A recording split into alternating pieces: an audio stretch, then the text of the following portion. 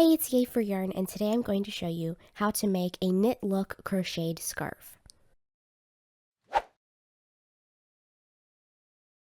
So the first thing you're going to need for this project is the free written pattern, which you can get by clicking the first link in the description box down below, or you can purchase the large print ad-free printable PDF version of the pattern in my shop by clicking the second link in the description box down below. So the first thing you'll need to do is select which size of the scarf you're going to be making, and that will determine how much yarn you're going to need.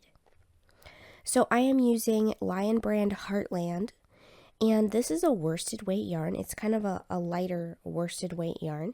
And what we're going to do is we're going to work with 2 strands of this at the same time. So we're going to hold the yarn doubled, and we're going to use it with 2 strands instead of 1. So if you don't want to use a worsted weight yarn held double, then you could always use a number 5 bulky weight yarn instead, and then you will only need half as many yards in length as you would of the worsted. So I have several skeins of this here, and this is a 5 ounce 251 yard skein. It's a number 4 worsted weight, and the colorway I have is called Lake Clark. And so this is the yarn I'm going to be using, of course, held doubled, so that we're going to be working with 2 strands at the same time. So you'll also need a crochet hook. This is a US size L or 8mm crochet hook. This is my Clover Amour. And this one is made for chunky projects. Now, if you need to use a different hook size to get the correct gauge for the project, feel free to change your hook size for whatever gauge you can get closely match the gauge for the project. You'll also need some scissors, a yarn needle or blunt tapestry needle for weaving in your ends, and a measuring tape to measure your scarf. So once you have all of your supplies gathered, we can get started with the crochet. So I'm going to start by taking the ends of 2 different skeins. This is the center pole end of 2 skeins. So one end from each skein, and I'm holding them together as though they were one piece of yarn. And this is how we're going to be crocheting with the yarn for this project. So I'm going to start by leaving a 6 to 8 inch tail, and then I am going to chain 2. And what I'm going to do is I'm going to begin my scarf with a row of foundation half double crochet. Now, foundation half double crochet is a way of working the foundation chain and the row of half double crochet at the same time. And what this does is it gives us a much stretchier edge. Whereas with a regular foundation chain, the chain often inhibits the stretch of the edge. It limits the stretch.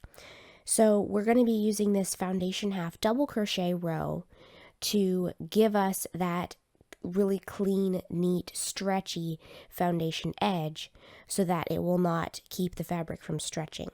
Now, if you want to use a regular foundation chain, I do have instructions for that included in the pattern, but I highly recommend that you use the foundation half double crochet because it will give you a better finished result. And if you're not familiar with this stitch, I have an entire video that explains and demonstrates the foundation stitches in detail, so you can go ahead and watch that if you need a little help with this stitch. And I even have a free printable cheat sheet that you can grab on my site that gives you a breakdown of each step of each of these foundation stitches. So for the foundation half double crochet, we're going to work the first stitch into this second chain from the hook. So I'm going to yarn over, just like a normal half double crochet. I'm going to skip the first chain and insert my hook into the second chain from the hook, yarn over and pull up a loop. So at this point, it's just like a regular half double crochet. But I'm going to yarn over and pull through 1 loop, that makes the chain part. Then I'm going to yarn over and pull through all 3 loops on the hook, that makes the half double crochet. So now that we have our first stitch made, we're going to be working all the following stitches into the previous stitch, the base of the previous stitch. So if we turn our stitch over, here's the top of the stitch that I just worked. If we turn it over so we see the bottom, it has 2 strands, like a front and a back strand of the base of that stitch, and it looks a lot like the top of a regular stitch. And of course, those 2 strands are each made up of a double strand because we are doubling the yarn, but it has 2 parts of the base of that stitch. So what we're going to do is we're going to yarn over, we're going to insert the hook into the base of the previous stitch. We have both sections of that previous stitch on our hook. We're going to yarn over, pull up a loop, then we're going to yarn over, pull through 1 loop to make the chain, and yarn over, pull through 3 loops to make the half double crochet. So one more time, I'm going to yarn over, insert my hook into the base of the previous stitch with both the front and back loop, yarn over, pull up a loop, yarn over, pull through 1 loop to make the chain part, and yarn over, pull through 3 loops to make the half double crochet. So I'm going to continue working these foundation half double crochet until the strip that I have, or my first row, is the length that I want my finished scarf to be. So for the size scarf that I'm making, I want to have my scarf be 144 stitches long. So I am going to ignore the little chain 2 that we started with and only count the foundation half double crochets. We're going to be counting the first foundation half double crochet and all following foundation half double crochets, and including that very first one in the total number. So I'm going to continue working foundation half double crochet until I have the total number of stitches that I need for my row. Alright, so I've finished crocheting my foundation row, the row of foundation half double crochet, and I have the correct number of stitches for the size that I'm making. So now we're going to move on to row 2, and this is the row that we're going to be repeating for the rest of the scarf.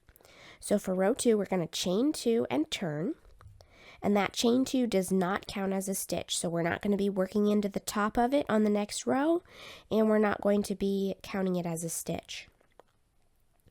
So now we are going to work a ribbed half double crochet in each stitch across, including the one that the chain is coming out of. Now a ribbed half double crochet is just like a regular half double crochet, but we're working it into a different strand of the stitch. And if not familiar with this technique, I have an entire video on just explaining this stitch. It's not very difficult to do. So if you look at the top of your row, the top of your stitch, there's a front loop, which is the strand closest to you, and then there's a back loop, which is the strand further away. It's a little harder to see because we're using such thick yarn here, having it held double, but you can see that there's a front strand and a back strand. So normally we would work into one or both of those strands, but in this case we're going to work into the third loop, which is not on the top of the stitch. So here's the front strand and the back strand. We're going to come down here and work into this diagonal horizontal strand that runs across what faces us as the front of the stitch.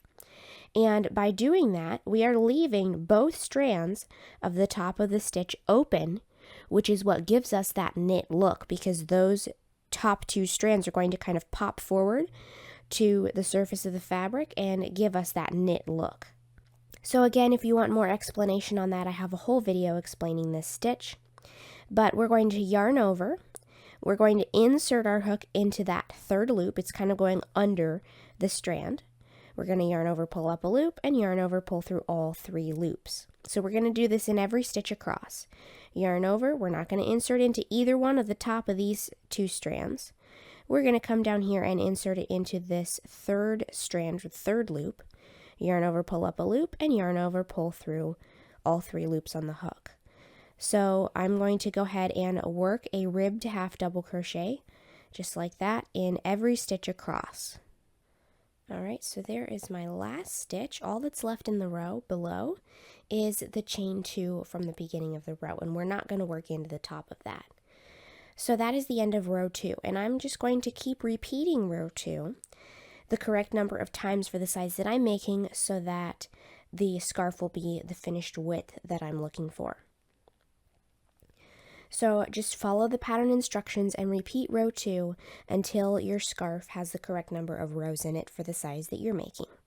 So as you work through this project, since we're holding the yarn doubled, I just wanted to show you real quick a little trick that you can use if you don't have an even number of skeins. So if you have, say, 3 skeins of yarn, And, you can't, take one end from one skein and another end from another skein to hold two strands together. You can always use both ends of one skein. So to do this, you would take your label off.